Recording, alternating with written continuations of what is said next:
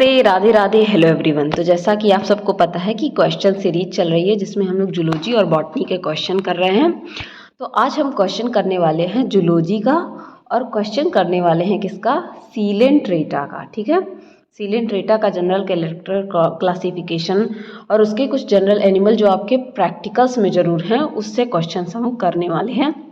तो आज हम कुछ क्वेश्चंस की सीरीज देखेंगे जिसमें हम सिलेंट्रेटा कवर करेंगे, जो कि आपके जूलॉजी का पेपर फर्स्ट यानी कि जो नॉन कॉर्डेटा है, non chordate and economic zoology जिसमें आपको पढ़ना है, उसमें जो है यूनिट आपका आई थिंक सेकंड है जिसमें सिलेंट्रेटा स्टार्ट हुआ है।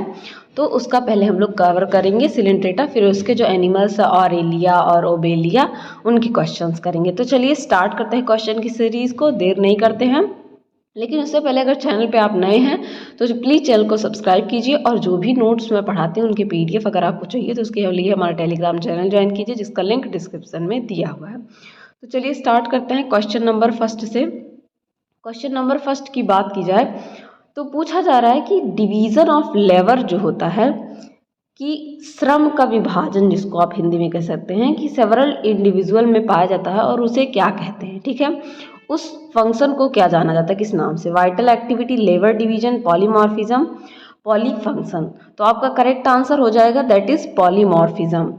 पॉली का मतलब होता है मेनी, ठीक है, और मॉर्फिज्म का मतलब होता है जिसके कई सारे रूप पाए जाए, पॉलीमॉर्फिज्म। सेकंड क्वेश्चन पूछा जा रहा है कि पॉलीमॉर्फिज्म अकर्स इन किन में पाया जाता है, टर्माइट में, सर्टेन आंट्स में, सर्टेन स्नेल्स में, सिलेंट्रेट्स में, ऑल में। तो ये कैरेक्टरिस्टिक फीचर है सिलेंट्रेट्स का। मैंने जब आपको सिलेंट्रेटा पढ़ाया है तो वहाँ पे मैंने ये बात बताई है कि जो पॉलीमॉर्फिज्म है वो सिलेंट्रेटा का कैरेक्टर है, सिलेंट्रेट्स के एनिमल में देखा जाता है। नेक्स्ट क्वेश्चन पूछा जा रहा है कि विच जोइड जनरली मोटाइल, इनमें से कौन सा, जैसा कि मैंने आपको जब पढ़ाया है तो बताया है कि जोइड का फॉर्मेशन होता है पॉलिप मेडुसा का, जिसमें अल्टरनेशन ऑफ जनरेशन भी पाया जाता है। पॉलिप क्या होता है, एसेक्सुअल बर्ड होता है और मेडुसा सेक्सुअल बर्ड होता है, दोनों एक दूसरे में अल्टरनेट होते रहते हैं।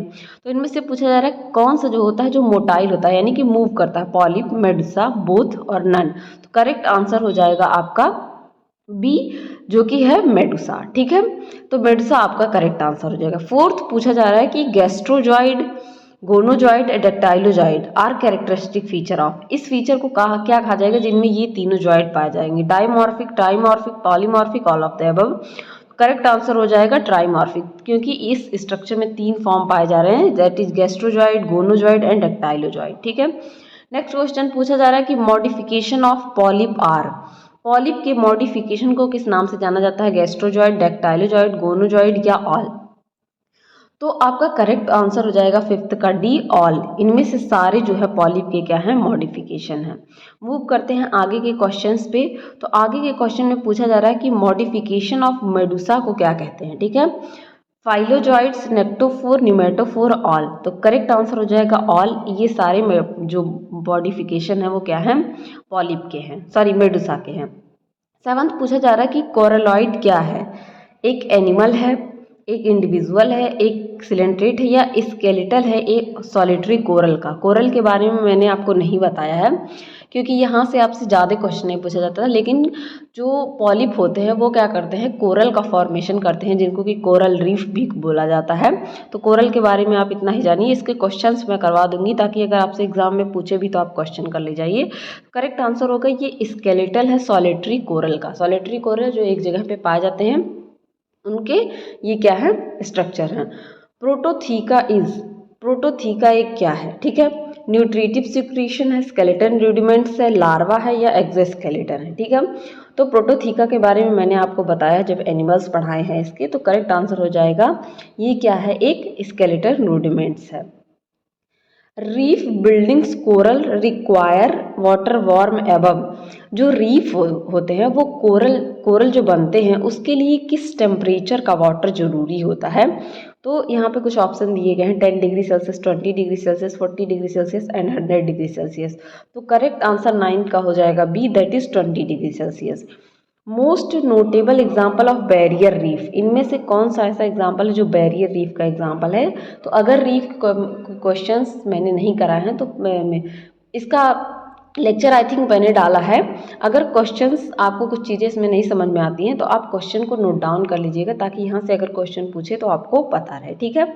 तो करेक्ट आंसर हो जाएगा D, that is great barrier reef. ये किसका एग्जाम्पल है? मोस्ट नोटेबल एग्जाम्पल है बैरियर रीफ का। मूव करते हैं आगे कुछ और क्वेश्चन के लिए,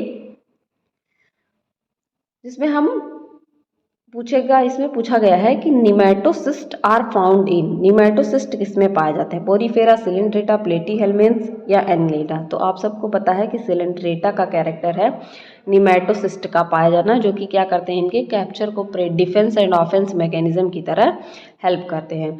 दूसरा पूछा जा रहा है कि the mesenteries attached to the stomodeum are known as. जो मेजेंट्रीज जो स्टोमेडियम से अटैच होती है उनको क्या कहा जाता है? प्राइमरी, सेकेंडरी, टर्सरी या डायरेक्टिव। तो करेक्ट आंसर हो जाएगा उनको प्राइमरी मेजेंट्रीज कहा जाता है। थर्ड पूछा जा रहा है कि the function of a dactylozooid in polymorphic colony. जो डक्टाइलोजॉइड्स होते हैं, एक पॉलीमॉर्फिक कॉलोनी में किसी डक्टाइलोजॉइड का क्या फंक्शन होता है, ये पूछा जा रहा है। तो करेक्ट आंसर हो जाएगा कि ये ऑफेंस एंड डिफेंस मैकेनिज्म की तरह हेल्प करते हैं, मतलब उसको बचाने में और किसी प्रे को मारने में ये क्या करते हैं, हेल्प करते हैं। इसमें से पूछा जा रहा है कि पॉलीमॉर्फिज्म किसमें पाया जाता है, ठीक है। पॉलीमॉर्फिज्म इज फाउंड इन हेलिस्टिमा, ल्यूसर्नेरिया, जुएंथस, एल्काइनोमिया, ठीक है। तो किसमें पाया जाता है? इसका करेक्ट आंसर हो जाएगा हेलिस्टिमा, ठीक है। Pneumatophore is absent in. पूछा जा रहा है कि निमेटोफोर यानी कि जो निमेटोफोर होते हैं वो इनमें से किस ऑर्गेनिज्म में एब्सेंट होते हैं, ठीक है। डाइफाइस, हेलिस्टिमा, फाइसेलिया, पॉर्पिटा, किसमें ये एब्सेंट होता है? तो फिफ्थ का करेक्ट आंसर हो जाएगा ए। बाकी सब में क्या होता है, पाया जाता है। ये सारे क्वेश्चन थोड़े बहुत रिलेटेड होंगे आपके प्रैक्टिकल से। प्रैक्टिकल में आपको इन सब एनिमल को ज़्यादा पढ़ना है, ठीक है। थियरी में तो सिर्फ आपको 2 ही एनिमल पढ़ने हैं, that is Obelia and Aurelia. Next question है gonozooid with a mouth found in. एक गोनोजॉइड माउथ के साथ किसमें पाया जाता है? फाइसेलिया में, वेलेला में, पॉर्पिटा में, ऑल ऑफ द एबव, ठीक है। तो करेक्ट आंसर हो जाएगा इन सब में क्या होता है, पाया जाता है। Hypnotoxin a poison fluid produced by, किसके द्वारा प्रोड्यूस किया जाता है? पैरासाइट, जिसके ऊपर प्रोटोजोआ के ऊपर फीड होता है, निमेटोसिस्ट के द्वारा, एस्केरिस के द्वारा, स्पॉन्ज के द्वारा। तो करेक्ट आंसर हो जाएगा निमेटोसिस्ट के द्वारा प्रोड्यूस होता है। Gastric filament occur in. इनमें से गैस्ट्रिक फिलामेंट किसमें पाया जाता है? Hormiphora, Aurelia, Obelia, sea anemone. Correct answer हो जाएगा ओबेलिया में क्या होते हैं, ऑरेलिया में गैस्ट्रिक फिलामेंट पाए जाते हैं, ठीक है। अगर ये चीज़ नहीं मेंशन है आपके नोट्स में तो इसे आप नोट कर लीजिएगा। 9th क्वेश्चन पूछा जा रहा है which of the following inhabit in fresh water bodies. इनमें से कौन सा क्लास जो है, क्लास के बारे में मैंने आपको बताया था, कौन सा क्लास है जिसमें फ्रेश वाटर एनिमल पाए जाते हैं, ठीक है। तो करेक्ट आंसर हो जाएगा इसका हाइड्रोजोआ। हाइड्रोजोआ के बारे में बहुत डिटेल में मैंने आपको बताया है। हाइड्रोजोआ एक ऐसा क्लास है जहाँ पे क्या होते हैं, फ्रेश वाटर एनिमल पाए जाते हैं। मूव करते हैं नेक्स्ट क्वेश्चन की तरफ। नेक्स्ट क्वेश्चन में पूछा जा रहा है the animal without sexual Medusa. कौन सा ऐसा एनिमल है जिसमें सेक्सुअल मेडुसा इसमें नहीं पाए जाते, ठीक है। हाइड्रा, मेलिपोरा, वेलेला, हेलिस्टिमा। तो करेक्ट आंसर हो जाएगा 10th क्या, ए हाइड्रा। इसमें क्या होता है, सेक्सुअल मेडुसा जो है नहीं पाया जाता है। Next question the function of tentaculocyst in Aurelia is. Tentaculocyst का क्या फंक्शन होता है ऑरेलिया में? तो इसको मैंने आपको बताया। करेक्ट आंसर क्या हो जाएगा, ये काम करता है as a balancing organ. 11th का सी। 12 में पूछा जा रहा है कि float is not found in. इनमें से किन में फ्लोटिंग नहीं पाई जाती है, मतलब वो तैरते नहीं हैं, ठीक है। Physalia, Velella, Porpita, Obelia. तो करेक्ट आंसर इसका हो जाएगा 12 का डी। ओबेलिया क्या होती है, कॉलोनी पाई जाती है जो कि क्या होती है, सबस्ट्रेटम से अटैच होती है। तो ये फ्लोट कहाँ करेगी, जब भी सबस्ट्रेटम से अटैच होगी यानी कि ये फिक्स्ड होगी, तो ये फ्लोट नहीं करेगी। एक एग्जाम्पल आपको बताना सॉफ्ट कोरल का, कौन सा? ट्यूबिपोरा, हेलीपोरा, एल्काइनोमिया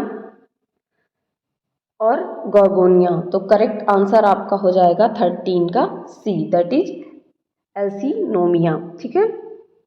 एल्कायोनिमिया नियम, ठीक है, जो भी इसका करेक्ट आंसर। मूव करते हैं नेक्स्ट क्वेश्चन की तरफ।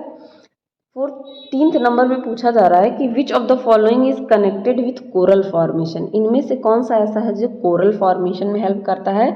तो मैंने आपको बताया था इसका एग्जाम्पल जब मैंने क्लासिफिकेशन पढ़ाया था हाइड्रोजोआ, एंथोजोआ एंड साइफोजोआ जो इसके क्लास हैं। तो करेक्ट आंसर क्या हो जाएगा इसका 14th का हो जाएगा आपका बी, दैट इज मेलिपोरा। ठीक है। 15 पूछा जा रहा है scientific name of precious red coral. Red coral का जो है साइंटिफिक नेम क्या है। तो ये भी मैंने क्लासिफिकेशन पढ़ाते समय आपको इसके नाम आपको बताए थे। तो 15th का डी हो जाएगा कोरेलियम को क्या कहा जाता है, रेड कोरल। ये लिखा हुआ है कोरेलियम, कोरेलियम। ठीक, मूव करते हैं नेक्स्ट क्वेश्चन की तरफ। पूछा जा रहा है कि sea anemone was found on growing on gastropodian shell occupied by hermit crab. तो इस रिलेशन को क्या कहते हैं। ठीक है, इस रिलेशन को क्या कहा जाता है। तो इस रिलेशन को बोला जाता है कॉमन सेलिज्म। ठीक है, 16th का बी, मतलब इसमें एक को बेनिफिट मिलेगा और दूसरे को कोई ना बेनिफिट मिलता है ना हार्म होता है। तो इस तरह के रिलेशन को प्लस और जीरो का रिलेशन करते हैं। जब आप इकोलॉजी पढ़ेंगे तो वहाँ ये चीज़ डिटेल में पढ़ेंगे, आपको ये चीज़ें पढ़नी है। फिर पूछा जा रहा है क्वेश्चन नेक्स्ट कि which of the following is probable reason और सच एन एसोसिएशन। कौन सा इसमें से प्रोबेबल रीजन है किसी एसोसिएशन के लिए। ठीक है, तो 17th का करेक्ट आंसर आपका हो जाएगा C, hermit crab benefit by being protected by sea anemone, जो ऊपर मैंने आपको बताया। और इस रिलेशन को क्या कहा जाता है, कॉमन सेलिज्म कहा जाता है। ठीक है, नेक्स्ट क्वेश्चन पूछा जा रहा है कि फ्रिंजिंग रीफ जो होते हैं यूजुअली कहाँ लोकेटेड होते हैं। ठीक है, कहाँ पे लोकेटेड होते हैं जो फ्रिंजिंग रीफ होते हैं। तो ये वेरी नियर टू शोर रीजन होते हैं। जो वाटर का एरिया होता है, शोर रीजन जो होता है उसके नियर में होते हैं। द लार्वा ऑफ फैसेलिया, फैसेलिया के लार्वा को क्या कहते हैं। ठीक है, प्लेनुला, इफाइरा, सिलीपीड लार्वा या साइफिस्टोमा लार्वा। ठीक है, तो 19 का करेक्ट आंसर हो जाएगा A, that is planula larva. ठीक है, मूव करते हैं नेक्स्ट क्वेश्चन की तरफ। Example of permanently sessile scyphozoan. इनमें से कौन सा ऐसा साइफोजोन है जो परमानेंटली सेसाइल है। ठीक है, तो करेक्ट आंसर इसका हो जाएगा 20 का बी, दैट इज ल्यूसरनेरिया। ठीक है, हैज हॉग हाइड्रोइड कॉमनली किसको कहा जाता है। तो इसका करेक्ट आंसर हो जाएगा 21 का बी, दैट इज हाइड्रेक्टीनिया, हाइड्रेक्टीनिया। ठीक है, हाइड्रेक्टीनिया इसका क्या हो जाएगा, करेक्ट आंसर हो जाएगा। मूव करते हैं नेक्स्ट क्वेश्चन की तरफ। इसमें से पूछा जा रहा है फायर कोरल के नाम से आप किसको जानते हैं। फायर कोरल के नाम से आप किसको जानते हैं। तो करेक्ट आंसर हो जाएगा 22 का C, that is Pennaria. Nature of hydra क्या है। हाइड्रा हार्बीवोर है, कार्निवोर है, ऑमनीवोर है। तो 23 का करेक्ट आंसर हो जाएगा बी, कार्निवोर है। मूव करते हैं कुछ और क्वेश्चन की तरफ। इसमें पूछा जा रहा है कि मीजोग्लिया सिक्रीटेड बाई, मीजोग्लिया किसके द्वारा सिक्रीट होता है। ठीक है, ectoderm, endoderm, both of them, none of the above. ठीक है, तो 24 का करेक्ट आंसर हो जाएगा सी, इन दोनों के द्वारा क्या होता है, मीजोग्लिया सिक्रीट होता है। एक्टोडर्म एंड एंडोडर्म के बीच में पाया जाता है। ये क्या होते हैं, डिप्लोब्लास्टिक होते हैं, इनमें मीजोडर्म नहीं पाया जाता है। Most sensitive region of the body of hydra, इसका सबसे ज़्यादा सेंसिटिव रीजन हाइड्रा का कौन सा है। तो इसका माउथ। ठीक है, पिनेटुला जनरली नोन एज, पिनेटुला को किस नाम से जाना जाता है। तो करेक्ट आंसर इसका हो जाएगा 26 का D, that is sea pen के नाम से जाना जाता है। मूव करेंगे नेक्स्ट क्वेश्चन की तरफ। इनमें से किसको मशरूम कोरल के नाम से जाना जाता है। ठीक है, तो आपका करेक्ट आंसर हो जाएगा फुंजिया को मशरूम कोरल के नाम से जाना जाता है। इनमें से किसको डेड मैन ऑफ फिंगर के नाम से जाना जाता है। करेक्ट आंसर हो जाएगा एल्कायोनियम को किस नाम से जाना जाता है, डेड मैन फिंगर के नाम से। तो ये कुछ क्वेश्चन थे आपके किसके, सिलेंट्रेटा के जनरल कैरेक्टर से, सॉरी, जहाँ से भी क्वेश्चन बन सकते थे वो प्रोबेबल क्वेश्चन मैंने लिया है। ठीक है, तो अगर आपको किसी भी क्वेश्चन में या कुछ भी दिक्कत होता है तो आप कमेंट सेक्शन में बताइएगा, मैं ज़रूर उसको रिजॉल्व करने की कोशिश करूँगी। तब तक के लिए पढ़ते रहिए, बढ़ते रहिए। Thank you everyone.